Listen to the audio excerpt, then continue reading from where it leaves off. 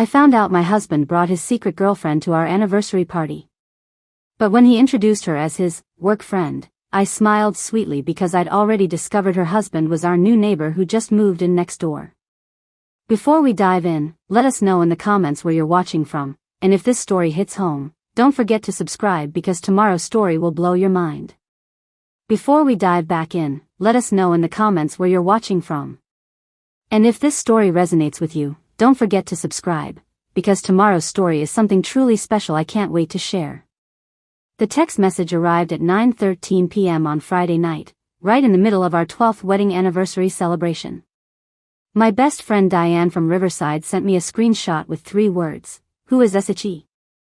The image showed my husband Brandon laughing with a blonde woman in a stunning navy blue dress, their heads tilted close together, champagne glasses raised. Too close. Too familiar. Too comfortable.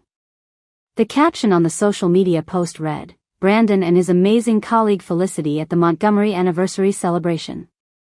Love seeing workplace friendships." Workplace friendships. I felt my stomach twist into knots while classic jazz music played softly in our decorated garden in Crestview Hills. Around me, 60 of our closest friends and family members were celebrating 12 years of what they thought was marital bliss, clinking glasses, sharing toasts, reminiscing about Brandon and me. Meanwhile, my husband was on the other side of our property with a woman whose name I'd never heard him speak, looking more alive and genuinely engaged than he'd been with me in over a year. I didn't need to search long to spot her. She stood near the outdoor bar, poised and elegant in that navy dress that probably cost more than my car payment. Her laugh, bright and melodic, carried across the garden as she chatted with my Aunt Patricia from Willow Ridge. She looked completely comfortable, as if attending my anniversary party was the most natural thing in the world, as if she had every right to celebrate my marriage while secretly destroying it. My hands didn't shake as I slipped my phone back into my evening clutch. No tears, no gasps, no dramatic scenes. Instead, something ice-cold and razor-sharp settled into my chest. I began observing the party with completely new eyes, watching every interaction between Brandon and this Felicity woman with forensic attention. The way he refilled her wine glass without her asking. How he steered her away from certain groups of people, specifically his parents and my brother. The careful physical distance they maintained in public, yet his eyes tracked her movements constantly across the garden. This wasn't amateur hour.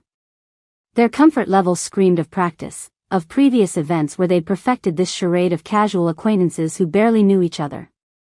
I thought back through the past 6 months. All those work conferences Brandon claimed I'd find boring. The quarterly networking dinners where spouses weren't really invited. The weekend corporate retreats at Mountain Lake Resort. How many of those events had featured Felicity playing the role of interested colleague while building something far more intimate with my husband? I excused myself from a conversation with Brandon's law school friends and headed toward the house, my mind already shifting into investigation mode. Inside our kitchen, I pulled out my phone and did what any suspicious wife would do in the digital age, social media deep dive. Felicity's profile was surprisingly easy to find once I had her face and first name. Felicity Hartwell, Senior Communications Director at Pinnacle Strategies, the same corporate consulting firm where Brandon worked as a managing partner. Her Instagram painted a picture of professional success, international travel, art gallery openings, and expensive taste. But it was the smaller details that made my blood run cold. A coffee cup from Morrison's Cafe on Elm Street, the same coffee shop where Brandon claimed to hold early morning client meetings. A sunset photo from Harborview Park posted exactly 5 weeks ago, the same evening Brandon told me he was working late on the Henderson account. A picture of an elaborate sushi dinner from Sakura Restaurant posted last Thursday, the exact night Brandon texted me about an emergency conference call. I scrolled backward through months of her carefully curated posts, mentally constructing a timeline. The overlap was undeniable and damning. Every supposed late night at the office, every weekend business obligation, every unexplained absence had a corresponding post from Felicity at the same locations throughout Crestview Hills and the surrounding areas. But the most revealing evidence came from a group photo posted by Pinnacle Strategies 3 weeks ago from their annual corporate retreat at Lakeside Summit.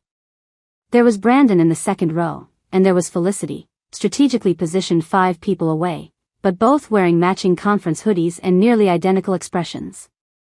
The kind of expressions shared by people keeping a delicious secret. I leaned against our marble kitchen counter, processing this information while party laughter and conversation drifted through the open French doors. 12 years of marriage. Over a decade of supporting his career ambitions, of relocating twice for his promotions, of believing his explanations about demanding schedules and difficult clients. How long had this affair been going on? How many lies had I accepted with a trusting smile while playing the supportive corporate wife? It took a lot of care and time to prepare and narrate this for you, so if you're enjoying it, a quick subscribe really helps and means the world to us. Alright, let's get back to it. The kitchen door swung open and my sister Rachel entered carrying a tray of empty hors d'oeuvres plates. Incredible party, Jessica. You've really outdone yourself this year. The garden lighting is absolutely magical. She paused mid-step, studying my face with sudden concern. Hey, you okay? You look like you've seen a ghost. Just making sure we have enough champagne for the toast, I lied smoothly, my voice steady despite the hurricane of thoughts in my mind. You know how Uncle Raymond gets when the drinks run low. Rachel laughed and headed back outside, but her comment about the guest list made something click in my brain. I had planned this entire anniversary celebration. I had personally designed and addressed every invitation, tracked every RSVP, coordinated every single detail down to the flavor of the cake. Felicity Hartwell was absolutely not on my guest list. Which meant Brandon had invited her separately. He'd probably spun some story about it being a casual gathering, maybe even called it a work celebration, to justify her attendance. He had brought his girlfriend to our anniversary party and was successfully passing her off as a professional colleague to our friends and family members. The sheer audacity was almost impressive. The calculated deception was even more disturbing. This wasn't some recent mistake or moment of weakness. This was systematic betrayal, carefully orchestrated and flawlessly executed over months, possibly years. Brandon had been living a complete double life with the confidence of someone who believed he was far too intelligent to ever get caught. I returned to the party, moving through conversations with renewed focus and purpose. Now I was studying everyone's reactions to Felicity, noting who seemed to already know her and who was meeting her for the first time. Our neighbor Kevin from Maplewood Drive mentioned casually that Brandon had brought a work colleague to the neighborhood barbecue at Riverside Community Park last month. My mother-in-law commented that she'd met such a lovely young professional at Brandon's company holiday party last December, someone who worked in communications. The pieces assembled themselves with sickening clarity. Brandon had been systematically introducing Felicity into our social circles, gradually normalizing her presence, testing boundaries, watching how she'd be received. Tonight was simply his boldest move yet, bringing her to our most intimate celebration and watching her charm our closest friends and family members while I played the oblivious wife.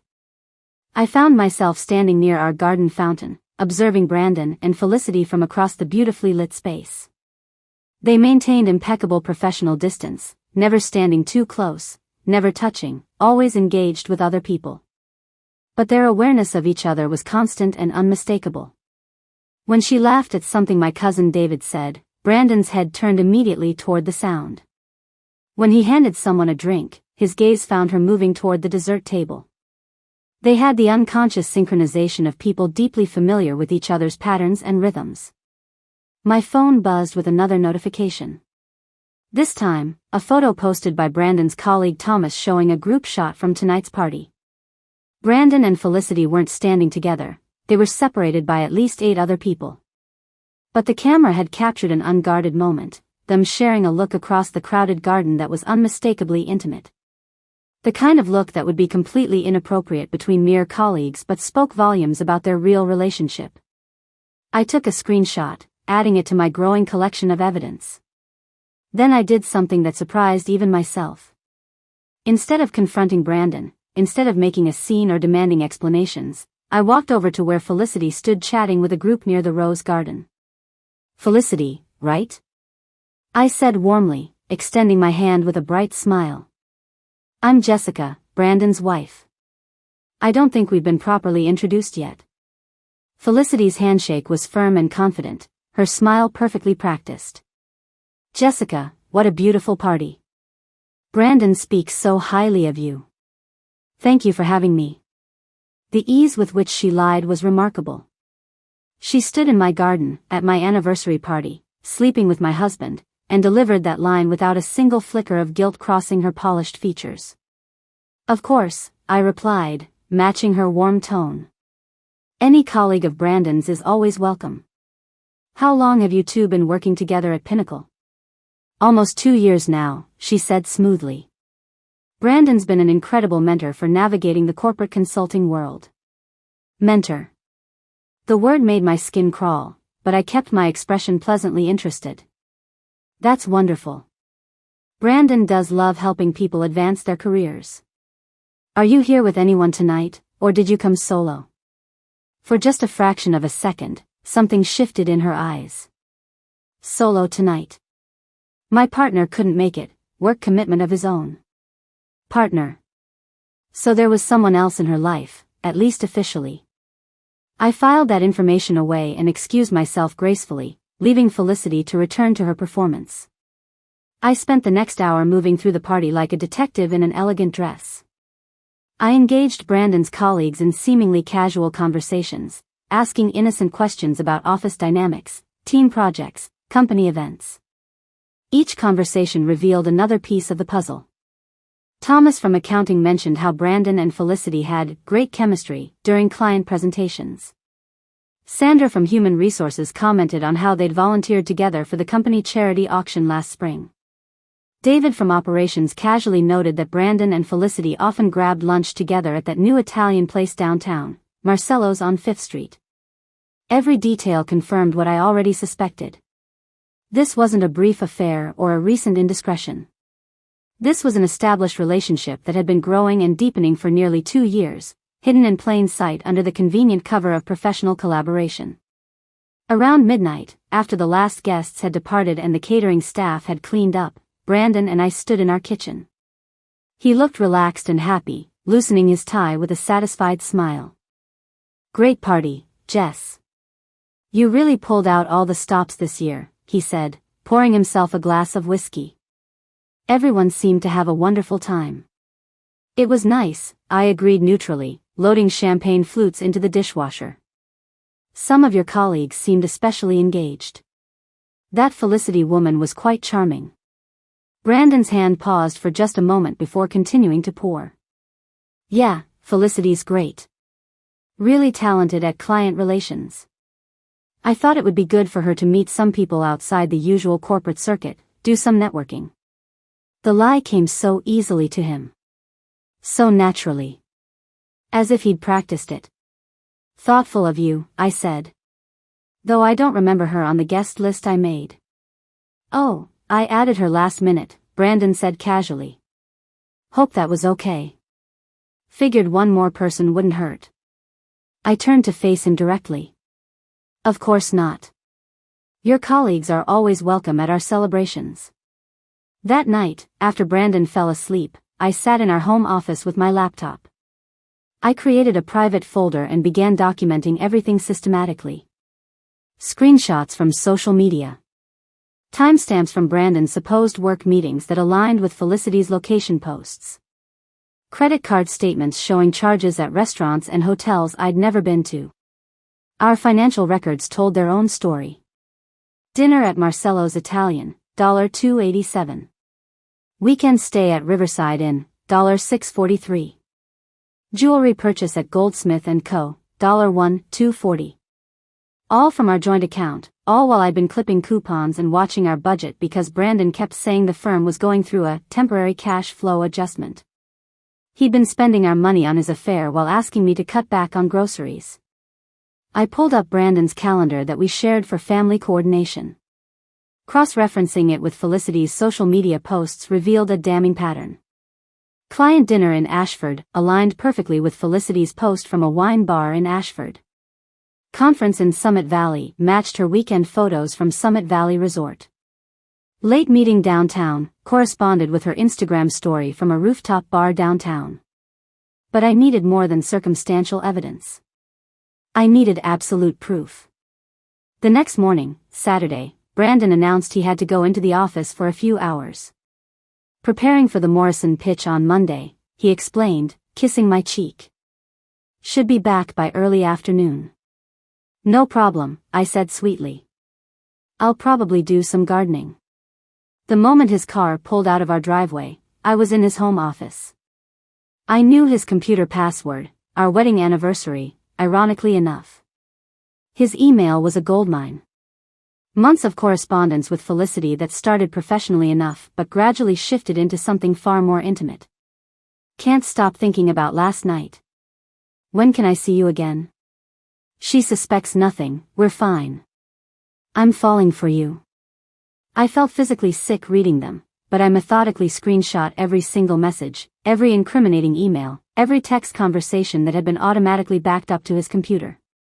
I uploaded everything to a secure cloud storage account Brandon didn't know existed. Then I found something that made my blood run even colder.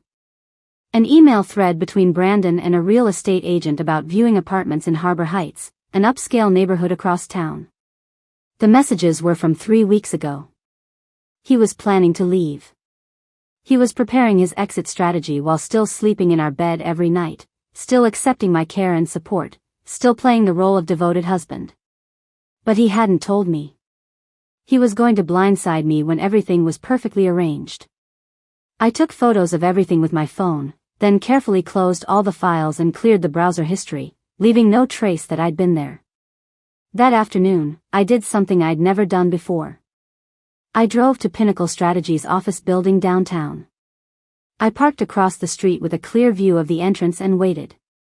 Sure enough, at 2:47 p.m., Brandon emerged from the building. But he wasn't alone. Felicity walked beside him, laughing at something he'd said.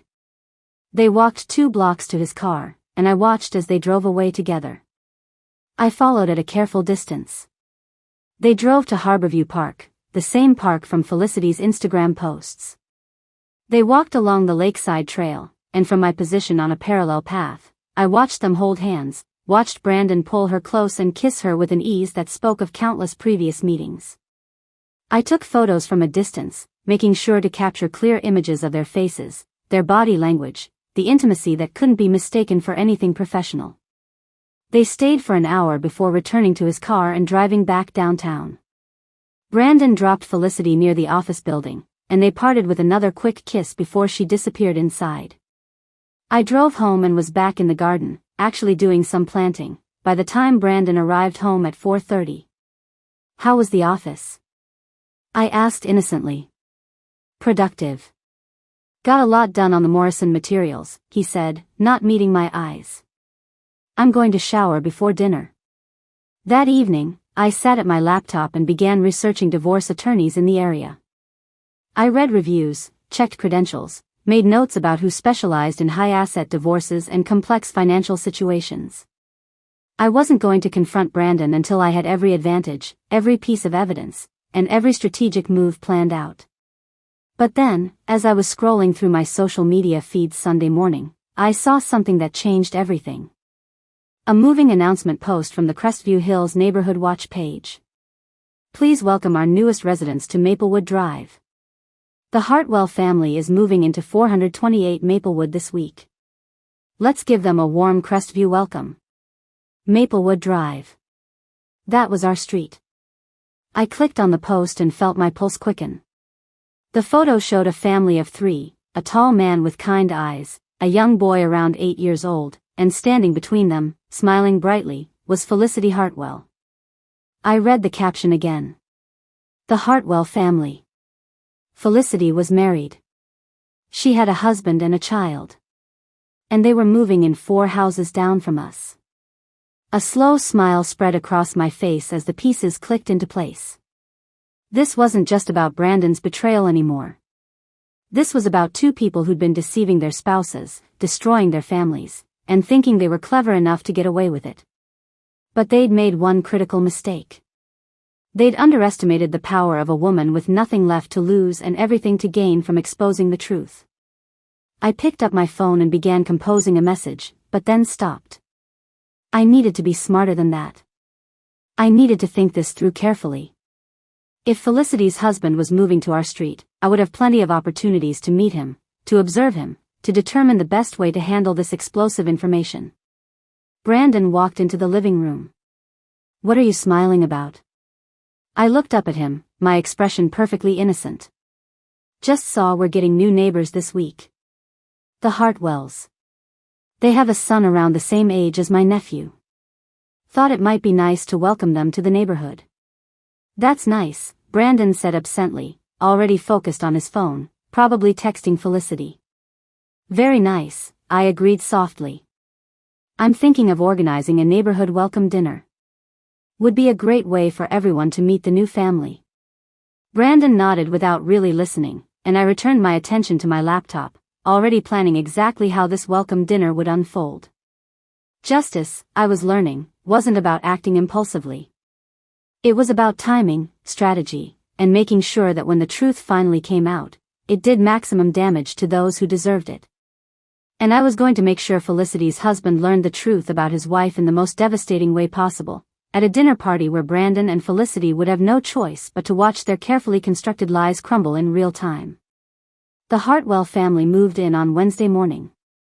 I watched from my kitchen window as the moving truck pulled up to 428 Maplewood Drive, and a tall man with sandy brown hair directed the movers with calm efficiency. He wore jeans and a casual button-down shirt, and had the kind of genuine smile that reached his eyes when he thanked the workers. A young boy, maybe 8 or 9 years old, raced around the front yard with boundless energy, clearly excited about the new house. And there was Felicity, dressed in expensive athleisure wear, directing furniture placement with the same commanding presence she'd displayed at my anniversary party. The perfect family picture. Except it was built on lies. I waited until Thursday afternoon, giving them a day to settle in before making my move. I baked a batch of chocolate chip cookies, nothing says, "Welcome to the neighborhood," like fresh baked goods, and walked down the street to their new home. The man answered the door, and up close I could see the laugh lines around his eyes and the warmth in his expression. "Hello. You must be one of our new neighbors." "Jessica Montgomery from number 404, I said with a friendly smile, extending the plate of cookies. "I wanted to welcome you to Crestview Hills. It's a wonderful neighborhood." "That's incredibly kind of you," he said, accepting the cookies with genuine appreciation. "I'm Andrew Hartwell. Please, come in. Excuse the boxes everywhere, we're still in chaos mode." I stepped inside their foyer, noting the expensive furnishings and the family photos already displayed on the entry table. One showed Andrew, Felicity, and their son on a beach somewhere tropical, all three laughing at the camera. The photo looked recent, maybe from last summer. "Felicity." Andrew called toward the back of the house. "We have a visitor." One of our neighbors brought welcome cookies. Felicity appeared from what looked like the kitchen, and the moment she saw me, her entire body went rigid. The color drained from her face, and for a split second, pure panic flashed in her eyes before she masked it with a professional smile. "Jessica," she said carefully. "What a lovely surprise. You two know each other?" Andrew looked between us with pleasant curiosity. "We met at a party last Friday," I said smoothly. "Felicity came to my anniversary celebration. She works with my husband Brandon at Pinnacle Strategies." "Oh, that's right." Andrew's face lit up. Felicity mentioned she'd attended a colleague's anniversary party. "Small world that you're neighbors now." "Incredibly small world," I agreed, holding Felicity's gaze just a moment longer than comfortable. "I was just telling Andrew what a wonderful neighborhood this is. Very close-knit community. Everyone looks out for each other." Felicity's jaw tightened almost imperceptibly. "That's wonderful to hear. In fact," I continued, my tone bright and friendly, "I was thinking of organizing a neighborhood welcome dinner for your family this Saturday evening. Nothing fancy, just a casual get-together in our backyard so you can meet everyone at once. Would that work for you?" Andrew answered before Felicity could speak. "That sounds fantastic. We'd love that, wouldn't we, honey? Great way to meet everyone." Felicity's smile looked painted on. "Wonderful. Though I hope we're not putting you out." Not at all, I assured her. I love hosting. And Brandon will be thrilled to have more colleagues in the neighborhood. He's always saying how Pinnacle feels like family. I emphasized the word family just slightly, watching Felicity's reaction. She didn't disappoint. Her fingers gripped the edge of the doorframe, knuckles whitening. Perfect, then it's settled, I said cheerfully. Saturday evening, 6 o'clock. Casual attire. I'll send a proper invitation, but I wanted to extend the welcome personally. I looked directly at Felicity. I believe in being personal about important matters. After exchanging phone numbers with Andrew and making small talk about their son's new school, I headed back home, my mind racing with plans. That evening, I approached Brandon in his home office. I met our new neighbors today. The Hartwells. Lovely family. Brandon looked up from his laptop. That's nice. The wife works at Pinnacle, actually. Felicity Hartwell, you know her, right? I watched his reaction carefully. He recovered quickly, but not before I caught the flash of alarm in his eyes. Yeah, Felicity. Didn't realize she was moving to our street. Small world, I said. I invited them to a neighborhood welcome dinner Saturday night. You don't mind, do you? Thought it would be nice to help them feel at home. Brandon's fingers had stopped moving on his keyboard. This Saturday? Yes, why? Do you have plans? No, no plans, he said slowly. Just surprised, that's all. You usually give me more notice about these things. Well, they just moved in. Seemed like good timing. I smiled sweetly. You work so closely with Felicity, I figured you'd enjoy having her nearby. You two can carpool to the office, grab lunch more easily, really strengthen that mentorship relationship you mentioned. Brandon's face had gone slightly pale. Right. Sure. Sounds fine. Over the next 2 days, I prepared for Saturday's dinner with meticulous care. I invited 6 other couples from the neighborhood, all people who'd been at our anniversary party and had met Felicity there. I bought premium steaks and fresh vegetables from the farmer's market. I set up elegant outdoor lighting in our garden and arranged seating that would ensure Brandon and Felicity couldn't avoid being in close proximity to Andrew. But my most important preparation happened Friday afternoon. I drove to a coffee shop in Harbor Heights, far from our neighborhood, and waited. At exactly 3:15 p.m., a woman in her mid-50s walked in, looking around uncertainly. I waved her over to my corner table. Mrs. Montgomery, she asked. Jessica, please. Thank you for meeting me, Detective Patricia Warren. Patricia Warren was a retired police detective who now ran a private investigation firm specializing in marital infidelity cases. I'd found her through my attorney research, and her reviews spoke of thorough, professional work with ironclad evidence gathering. You mentioned on the phone you needed documentation of an extramarital affair, Patricia said, pulling out a tablet. Tell me what you know. I spent the next hour laying out everything. The timeline, the evidence I'd already gathered, the emails, the photographs from Harborview Park, the financial records. Patricia took notes, occasionally asking clarifying questions. This is excellent preliminary work, she said finally. You've done most of my job for me. What exactly do you need from my services? Absolute confirmation, I said. Video evidence that will hold up legally. Documentation of every meeting, every location, every penny spent. And I need it before tomorrow evening. Patricia raised an eyebrow. Tomorrow evening? That's extremely short notice. I'll pay double your rush rate, I said firmly. There's a dinner party tomorrow night where both parties and both spouses will be present. I need evidence that's indisputable before that dinner happens. Patricia studied me for a long moment. You're planning something. I'm planning to ensure the truth comes out in a way that gives me and the other betrayed spouse maximum legal and social advantage, I corrected. Can you do it? She smiled slightly. I can have a surveillance team on both subjects within the hour. Given what you've already documented, I should be able to capture sufficient evidence by tomorrow afternoon.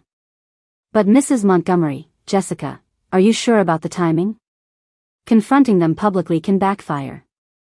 I'm not confronting them publicly, I said. I'm simply ensuring that when the truth inevitably comes out, I have every advantage and they have none. Patricia nodded slowly. I'll have a full report with video documentation by tomorrow at 4 p.m. I'll email everything to the secure address you provided. We shook hands, and I left the coffee shop feeling more in control than I had since the text message arrived Friday night. Saturday morning, Brandon was noticeably anxious. He changed clothes 3 times, checked his phone constantly, and barely touched his breakfast. You okay? I asked innocently. You seem nervous about tonight. Just want everything to go well, he muttered. New neighbors and all. I'm sure it will be perfect, I assured him. After all, Felicity already knows most of our friends from the anniversary party. Should be very comfortable for everyone. Brandon's coffee mug paused halfway to his lips. At 4:15 p.m., my phone chimed with an email from Patricia Warren. The subject line read, Complete Documentation Package. I downloaded the encrypted files and spent the next 30 minutes reviewing everything. Video footage of Brandon and Felicity meeting at a hotel in Harbor Heights Friday afternoon. Timestamps showing them entering together at 2:43 p.m. and leaving separately, Felicity at 5:20 p.m., Brandon at 5:47 p.m. Clear footage of them kissing in the hotel parking garage. Financial documentation showing Brandon had paid for the room using our joint credit card. Additional surveillance from earlier in the week showed multiple lunch meetings, hand-holding during a walk through Riverside Business District, and another intimate dinner at an upscale restaurant 40 minutes outside of town. The evidence was comprehensive, professional, and absolutely damning. I saved everything to 3 separate secure locations, then forwarded specific files to my attorney with a note. Please review and confirm this meets evidentiary standards for divorce proceedings. Her response came within 20 minutes, more than sufficient. This is textbook documentation. Proceed with your plans, and call me Monday morning. At 5:30 p.m., I began final preparations for the dinner party. I dressed in an elegant cream-colored dress, applied my makeup carefully, and checked that every detail of the evening was perfect. Brandon came downstairs at 5:45, looking like he might be sick. Maybe we should cancel, he said suddenly. I'm not feeling great. You'll be fine, I said firmly. Everything's ready, and the guests will be here in 15 minutes. Besides, this is important for the Hartwells. First impressions matter in a new neighborhood. At exactly 6 o'clock, the doorbell rang. I opened it to find Andrew Hartwell holding a bottle of wine, his son beside him, and Felicity standing slightly behind them, her expression carefully neutral. Welcome, I said warmly, ushering them in. Come through to the backyard. The other neighbors should be arriving any moment. As I led them through our house, I caught Felicity's hand trembling slightly as she smoothed down her dress. Brandon appeared from the kitchen, and the moment he saw all 3 Hartwells together, his face went absolutely white. Brandon, Andrew said cheerfully, extending his hand. Good to see you again. Felicity's told me so much about working with you at Pinnacle. Brandon shook Andrew's hand mechanically, his eyes darting to Felicity and then to me. I smiled at all of them sweetly. Isn't it wonderful how things work out? Now we'll all be seeing so much more of each other. The trap was set. The evidence was secured. And the evening was just beginning. The other neighbors arrived within minutes, filling our backyard with cheerful conversation and laughter. I'd arranged the seating strategically, Brandon at one end of the long outdoor table, Felicity and Andrew in the middle, and myself at the opposite end where I could observe everything. Brandon couldn't stop shifting in his seat. Every time Andrew spoke to him, asking friendly questions about Pinnacle strategies or the neighborhood, Brandon's answers came out stilted and awkward. Felicity maintained better composure, but I noticed how she avoided eye contact with Brandon entirely, focusing all her attention on the other guests. Our neighbor Caroline from across the street leaned toward Felicity with a warm smile. It's so nice to see you again. I remember you from Jessica and Brandon's anniversary party last week. I didn't realize you were moving to our street.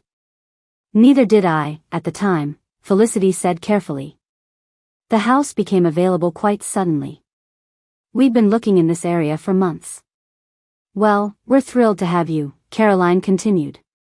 And your husband seems absolutely lovely. How long have you two been married? Andrew answered before Felicity could. 11 wonderful years this past March. Best decision I ever made. He put his arm around Felicity's shoulders, and I watched her body go rigid. We actually met at a charity fundraiser in Summit Valley. I took one look at her and knew she was the one. Brandon's wine glass slipped slightly in his hand, dark red liquid sloshing dangerously close to the rim. He set it down quickly, mumbling something about checking on the stakes. I'll help you, I said immediately, rising from my seat. Andrew, would you mind coming with us? I'd love your opinion on how you like your steak prepared. Andrew stood readily. Happy to help. In the kitchen, Brandon's hands shook as he arranged the steaks on a platter. Andrew stood nearby, completely oblivious to the tension radiating off my husband. Everything okay, Brandon?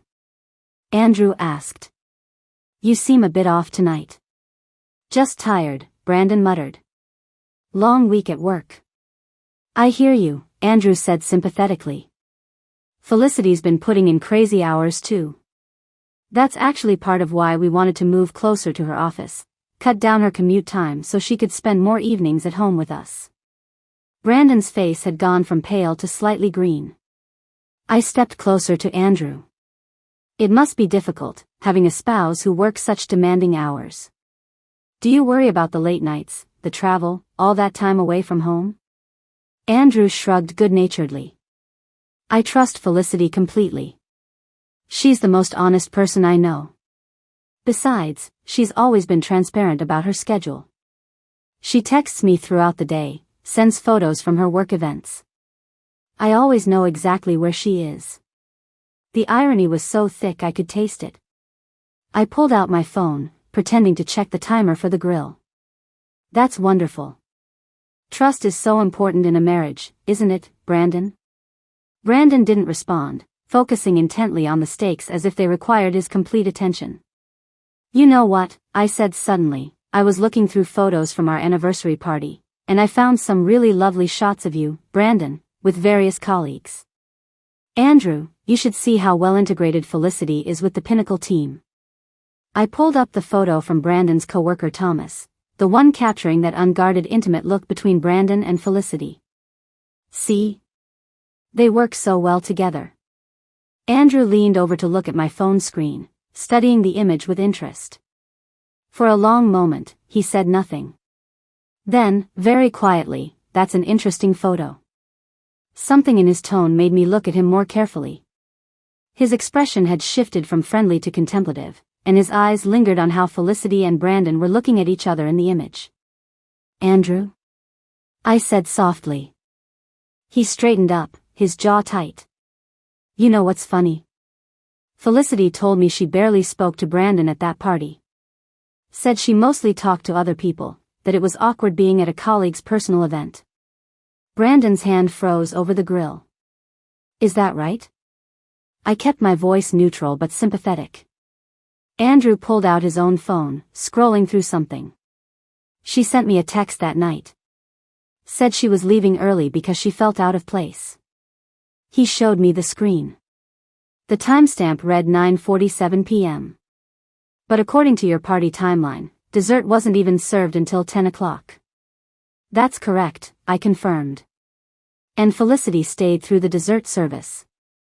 I remember because she complimented the chocolate cake specifically around 10:30. Andrew's expression hardened. So she lied about when she left. Brandon finally spoke, his voice strangled. Andrew, I think, Andrew interrupted, his voice still calm but with steel underneath, that we should rejoin the party. Jessica, would you mind if I helped you bring out some drinks? I'd like to speak with you privately for a moment. We left Brandon standing alone in the kitchen and stepped into the side garden, away from the other guests. Andrew's composure was impressive, but I could see the tension in his shoulders. How long have you known? he asked directly. Since the anniversary party, I admitted. I received a photo that night and started investigating. I discovered the full scope of their relationship over the past week. Andrew nodded slowly. I started suspecting something about 3 months ago. Little inconsistencies in her stories. Unexplained charges on our credit card. A distance between us that hadn't been there before. He looked directly at me. You organized this dinner party knowing what you knew. Why? Because you deserve to know the truth, I said simply. And because confronting them separately would give them the opportunity to coordinate their stories, to manipulate the narrative. This way, with both of us aware and both of them unaware that we know, we maintain control of the situation. Andrew studied me for a long moment. You're quite strategic. I've had to be. Do you have proof? Beyond suspicions and inconsistencies? I pulled out my phone and showed him the surveillance footage Patricia Warren had provided.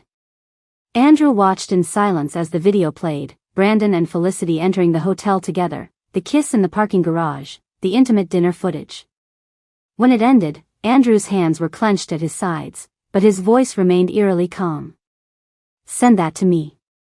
And anything else you have. I want copies of everything. I'll email it all to you tonight, I promised. I also have the contact information for the attorney I've retained and the private investigator who gathered this evidence. They're both excellent. Andrew nodded curtly. What's your plan for tonight? Honestly? I wasn't sure until right now. I wanted them uncomfortable, wanted them to feel the pressure of their lies closing in. But I wasn't planning a public confrontation. Neither am I, Andrew said. Public drama gives them sympathy. Makes us look unhinged and emotional. But I think we should let them know, privately, that we know everything. Let them sweat through the rest of this dinner knowing their secret is out. I considered his proposal. That's brilliant. They'll have to maintain their performance in front of everyone else while knowing we're watching them, knowing it's all over. We returned to the backyard together. The other guests were laughing over something Caroline's husband had said. Felicity sat stiffly in her seat, barely touching her wine. Brandon hadn't returned from the kitchen yet. Andrew walked directly to Felicity and leaned down to whisper something in her ear. I watched the color drain completely from her face.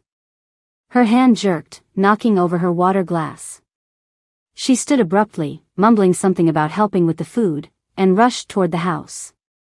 I intercepted Brandon as he finally emerged with the platter of steaks. Could you help me grab the salad bowls from the kitchen? Andrew said Felicity went to help, but she seemed a bit overwhelmed. In the kitchen, we found Felicity leaning against the counter, breathing hard. She looked up when we entered, and her eyes widened in panic at seeing all three of us together. Felicity, Andrew said quietly, Jessica knows. I know. And we have video evidence of everything. Felicity's legs seemed to give out. She grabbed the counter for support. Brandon set down the platter with a heavy thud. Andrew, listen. No, Andrew cut him off. You don't get to explain. Not here, not now. What you both get to do is go back outside, finish this dinner party like nothing is wrong, and smile for all the neighbors. Then Felicity, you're going to come home with our son and me, and we're going to have a very different conversation. And Brandon, I added, my voice ice cold, you're going to sleep in the guest room tonight. Tomorrow morning, you're going to pack a bag and stay somewhere else while we figure out the legal details of ending our marriage. Jessica, please, Brandon started, his voice breaking. It's not what you think. I have video of you kissing her in a hotel parking garage yesterday, I said flatly. I have copies of hundreds of emails. I have credit card statements showing you spent over $15,000 of our joint money on your affair in the past 6 months. Don't insult my intelligence by claiming it's not what I think. Felicity had tears streaming down her face, but no sound came out. Her hands trembled violently. Here's what's going to happen, Andrew continued, his voice deadly calm. We're going back to that dinner party. We're going to finish the evening graciously. Felicity and Brandon, you will not speak to each other for the rest of the night. You will not exchange looks. You will act like the casual colleagues you claimed to be. And if either of you creates a scene or makes any attempt to leave early, I will stand up at that table and tell every single person there exactly what you've been doing." The threat hung in the air like a blade. "Monday morning," I added, "you'll both be hearing from our attorneys. Any assets you thought you'd hidden, any plans you made for your future together, all of that ends now. You both destroyed your marriages. Now you get to face the consequences." Brandon's face crumpled. "I never meant to hurt you." "Yes, you did," I said simply. "Every lie you told, every time you touched her, every dollar you spent, those were all choices you made knowing exactly what they meant. You just didn't think you'd get caught." We returned to the party. Brandon and Felicity moved like robots, taking their seats, accepting plates of food, responding to questions with one-word answers. The other guests noticed something was off. The energy had shifted, but they attributed it to tiredness or perhaps too much wine. I caught Andrew's eye across the table several times throughout the meal. There was a strange kinship in that shared glance. Two people who'd been betrayed, who'd maintained their dignity, who were handling this nightmare with intelligence rather than emotion. Around 9 o'clock, Andrew stood and announced they needed to get their son home to bed. Felicity rose mechanically, avoiding everyone's eyes. As they walked to our front door, Andrew shook Brandon's hand with deliberate firmness. "See you around the neighborhood," Andrew said, his tone carrying an edge that only the four of us could detect. "I'm sure we'll be seeing a lot more of each other now that we're so close." After all the guests had departed and Brandon and I stood alone in our backyard surrounded by dirty plates and empty wine glasses, he finally broke.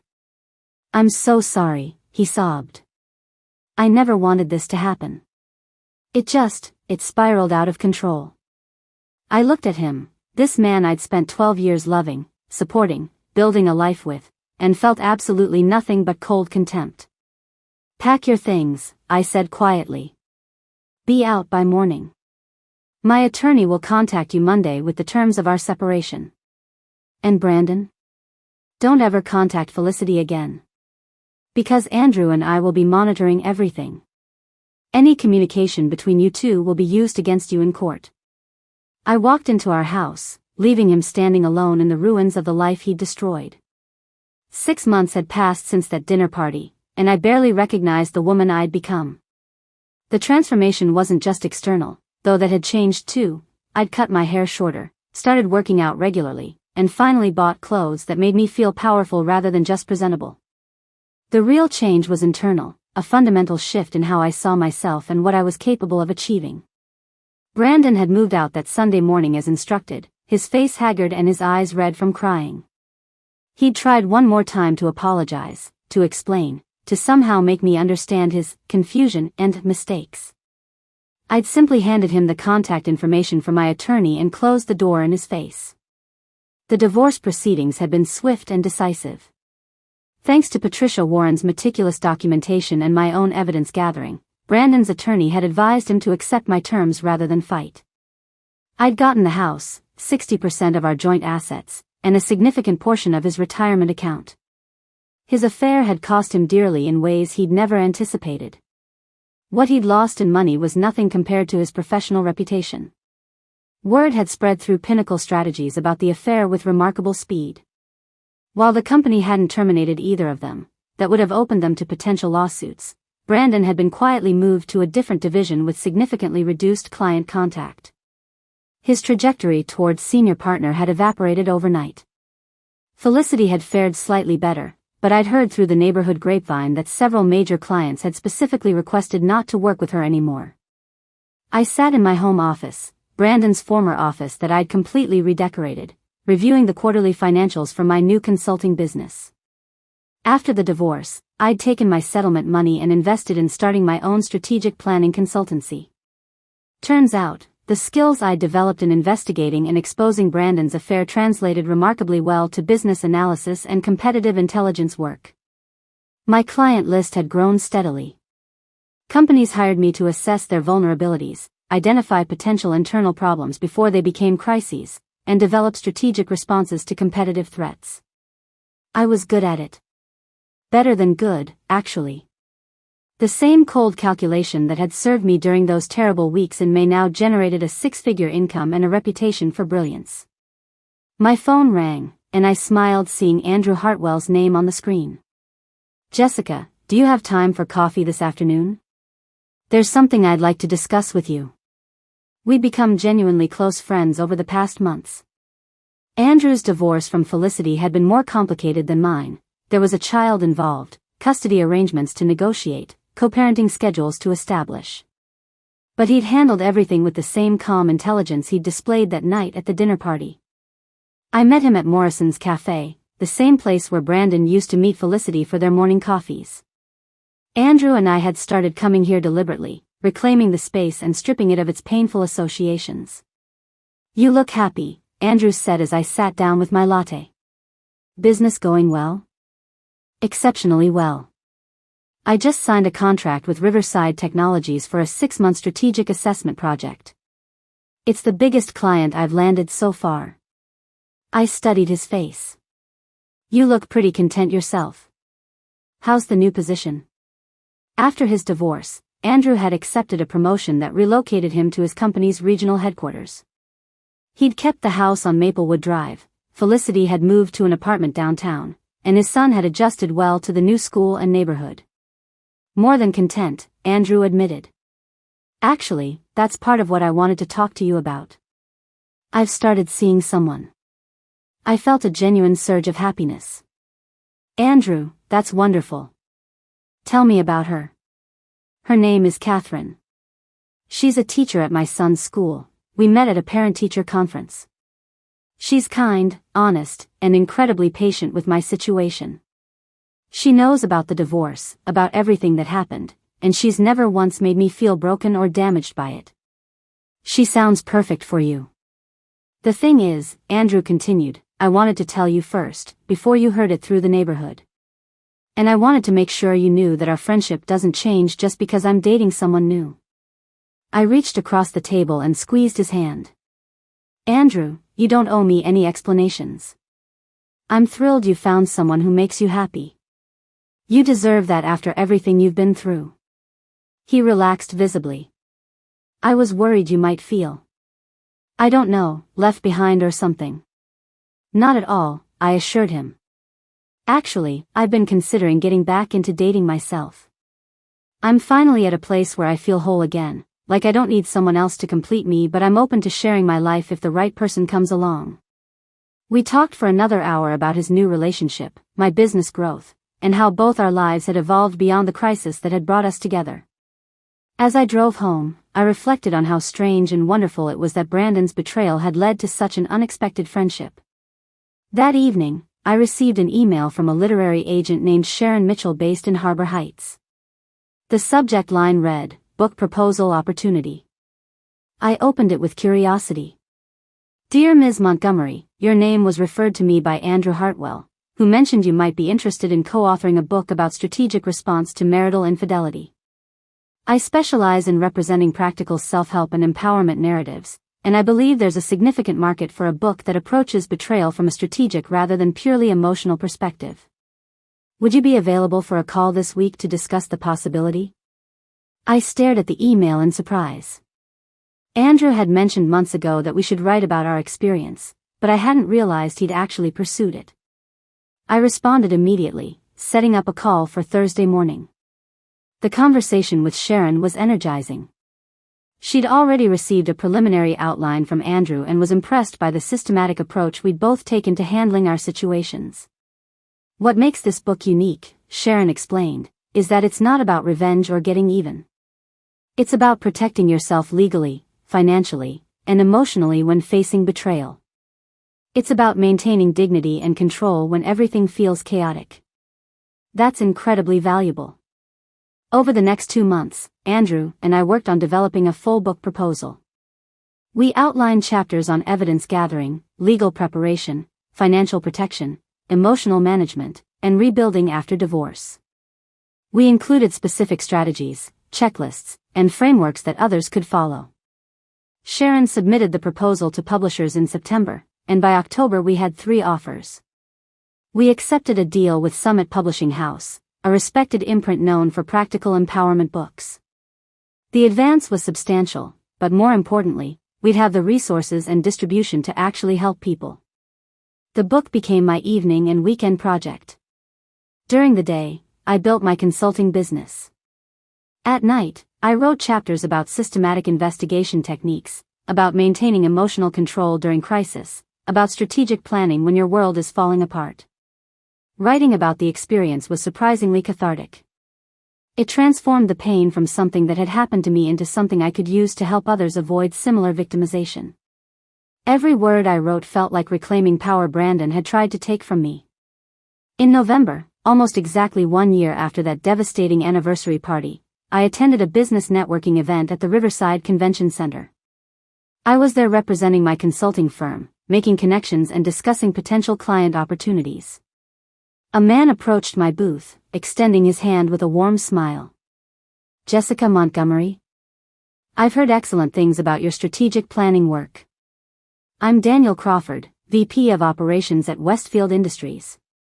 We're looking for someone to conduct a comprehensive competitive analysis, and your name keeps coming up." Daniel Crawford was tall with dark hair going silver at the temples, intelligent eyes, and a genuinely engaging presence. We talked about business for 20 minutes, and I found myself enjoying the conversation beyond the professional aspects. He was sharp, thoughtful, and had a way of listening that made you feel heard. "I'd love to schedule a formal consultation to discuss our needs," Daniel said, handing me his business card. "But I'm also going to be forward here. Would you be interested in having dinner sometime? Not business related, just two people getting to know each other." I was caught off guard but pleasantly surprised. "I'd like that," I heard myself say. We had dinner the following week at a small Italian restaurant in Clearwater Heights. Daniel was recently widowed, his wife had passed away from cancer 3 years prior, and he'd spent the time since focused on his daughter's adjustment and his work. He was just now beginning to think about dating again. "I'm not looking for someone to replace what I had," Daniel explained over pasta. That relationship was complete. "But I'm open to building something new with someone who understands that our pasts shape us but don't define us." His honesty was refreshing. I told him about my divorce, about Brandon's betrayal, about the book I was writing. Daniel listened without judgment, asking thoughtful questions and sharing his own experiences with rebuilding after loss. "The thing about going through something devastating," Daniel said, "is that it shows you what you're actually made of. You discover strengths you didn't know you had. And when you come out the other side, you're fundamentally different, hopefully better." I couldn't have said it better myself. Over the following months, Daniel and I continued dating.